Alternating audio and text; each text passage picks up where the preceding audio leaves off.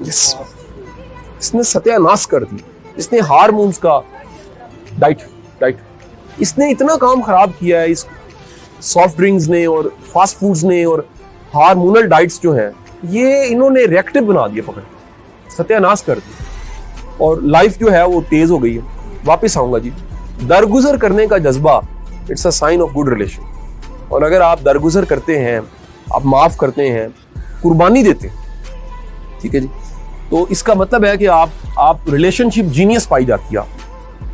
अच्छा, फिर कमाल की जो बात है वो है कि रिलेशनशिप जो है वो हार्ट मैटर, हार्ट मैटर, दिल का मैटर है। मंगनी होती है किस अंगूठी, कौन सी उंगली में डाली जाती है? मंगनी पे या फिल्मों में हार्ट फिंगर, इसे रिंग फिंगर, हार्ट फिंगर कहते हैं।